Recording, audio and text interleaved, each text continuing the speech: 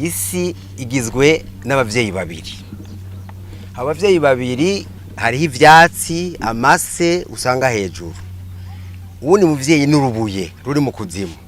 Bihuye rero uko ari bibiri nkuko nawe ufise umuvyeyi w'umupapa n'umumama bivyara isi.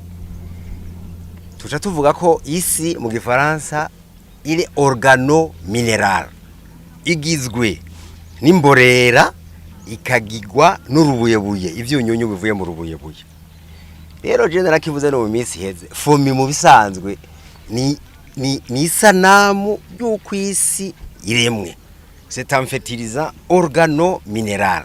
Amase rero icakora iyo mborera yafise ivyunyunyu itanga ihigiterwa n'ivyunyunyu itanga ibinyambuzima biri mu kuzimu les micro-organismes.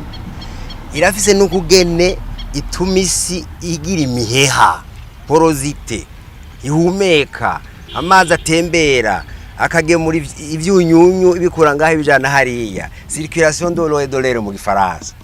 Turetse yuko gaburira ibinyabuzima no kuvuga rero kukoresha fumi ubwari bwo bwose bugya bwoko bwose bituma ugaburira igiterwa kandi ivyunyunyu igiterwa kikabinywa neza mugabo ugafasha n'isi kugira iduze uburyohe.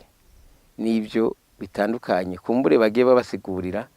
Rero uco genda urabira rero ku vyatsi biriko biramera, hari ivyatsi bikoreka ko isi imeze neza ni baberetse by'ibicanda biriko biramera, hanyuma baberetse ivyatsi bimeze nabaho biriko biragenda. No kuvuga nko mu myaka 2 canke 3 uzosanga imirima yarahindutse ni ico no kwita ibara ry'ivu muzosanga ryahindutse. Leta yaramaze gufata umugambi wo kuva muri gukoresha izi engrais z'ikizungu ija gukoresha engrais zivanze z'ikirundi n'ikizungu igenda igana gukoresha ifumbire kirundi. Ivyo byabaye engagement muri COP 21.